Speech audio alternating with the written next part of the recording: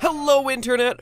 Welcome to Film Theory. Let's talk about the Blair Witch Project. It was one of the first movies that took advantage of the internet as a viral marketing tool. The makers of the movie made a fake documentary about the disappearance of the actors and set up websites with information about the names and places they made up for the movie. But I'm here today to clear things up once and for all. Throughout the movie, we're led to believe that these young filmmakers are being terrorized by the Blair Witch. But after studying the evidence, it becomes clear that none of the events are actually supernatural. The whole thing is just a setup for the two guys to murder Heather. Heather is a student filmmaker looking to do a documentary on the mysterious urban legends surrounding the town of Burkittsville, Maryland, formerly named Blair. She recruits her friend Josh to run the camera. Josh brings along his friend Mike to handle sound. Neither Mike nor Josh is getting paid for their work on the movie. Maybe Josh is doing it because he's a friend, but Mike, spending a week with a stranger, even some of the things Josh says on the first day of the shoot are uncomfortable. Should we all, cut our fingers open and bleed on it? Assume for a minute Josh did want to kill Heather for some reason. Heather says on tape, "Nobody knows we're out here."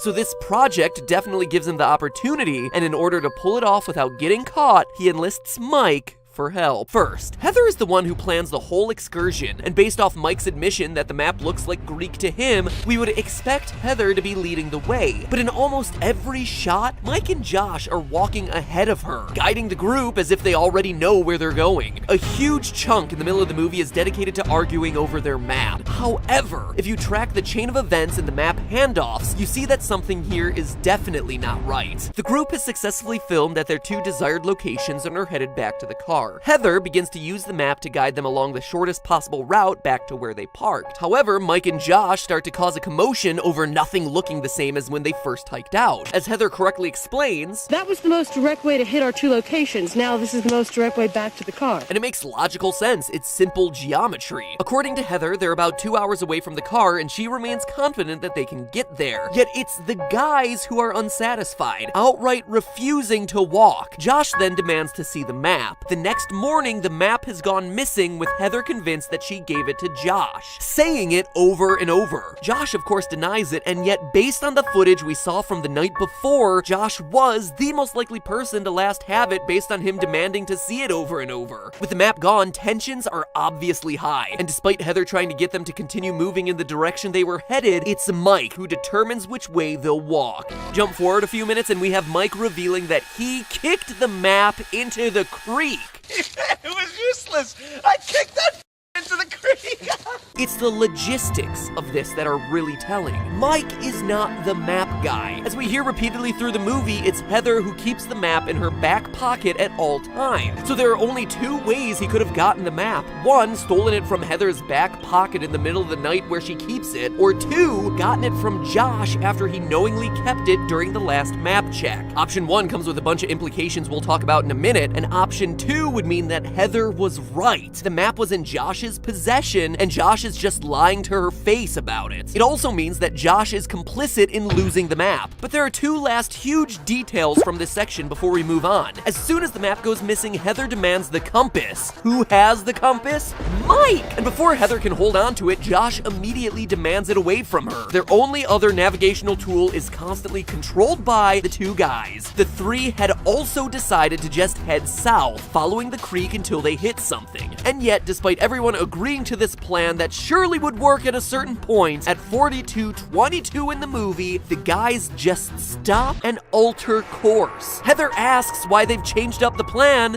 and gets literally no response. They just decided to. What about all those supernatural things that are happening to them out in the woods? There aren't any supernatural things that happen out there in the woods. One of the first big ones is the tent being surrounded by piles of stones when the group wakes up and breaks camp. What's to prevent one of the guys from building a couple of stone piles in the night? I mean, later in the movie, Josh full-on disappears without anyone in the tent noticing, proving that someone can come and go at will in the middle of the night without much trouble. Speaking of leaving the tent in the middle of the night, when else would Mike have gotten the opportunity to take the map and kick it into the creek? The period between us knowing the map exists and the map going missing is a short window that takes place overnight. What about that bundle of sticks that shows up later? Sure, it contains some hair, clothes, and teeth that are implied to be Josh's. One of the guys could easily have brought the those things along? And how about those sounds at night? Josh is the first to hear noises during night 1, yet does nothing to document them, and no one else hears them. At no point in the movie do the sounds remotely sound like a cackle. There's no way. He's planting the idea of scary sounds into Heather's head. For the sounds in the forest later in the film, remember that Mike is the sound engineer, so he'd definitely have the skills necessary to rig up a couple audio devices outside the tent. Even the compass could be tampered with if they had a few neodymium magnets, and what's commonly found in audio equipment like speakers and headphones. Neodymium magnets. And who's the sound guy again? Mike,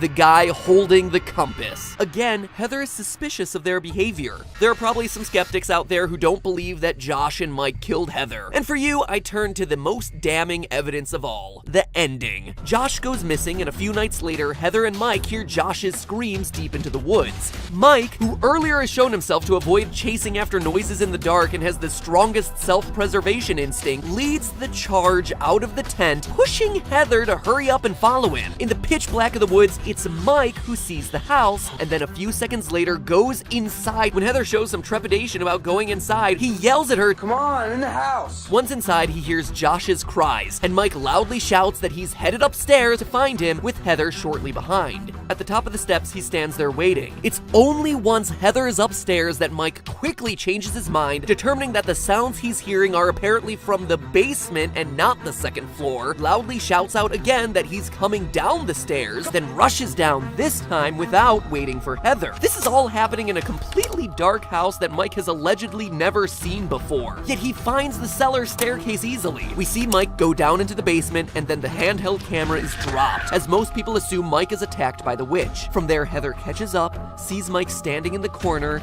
gets attacked herself, and drops her camera. End of movie. This whole sequence is suspicious for a couple reasons. Mike leading the charge at night is outside of his character at this point, especially charging into what is obviously a murder house hidden inside the forest. He also seems very comfortable with the layout of said house, even though it's completely dark. And how could Mike mistake sounds coming from the basement as coming from the top floor? And also, why shout where you're going before you go there unless you're trying to signal where you're going to someone else? Most suspicious of all, if he truly got hit by something in the basement, causing him to drop his camera, why would he be well enough to stand in the corner and not respond when Heather calls his name? In fact, after decades of being tight-lipped about the end of the movie, it's a detail one of the directors, Eduardo Sanchez, called out when he did an AMA on Reddit. When asked what really happened at the end, Sanchez doesn't give a clear answer, but remarks about Mike, quote, "Why wouldn't he turn to Heather's screams?" Seeming to imply that he has the ability to turn around and just chooses not to. And it's a decision that would be difficult to explain until you consider it was part of Mike and Josh's plan. They would lure Heather to the house, get her to the top floor, as far from the cellar as possible, then Mike would create some separation by running away. That buys them time where Mike can go stand in a corner that Heather can see from the bottom of the stairs, distracting her and leaving her vulnerable to an attack from behind, an attack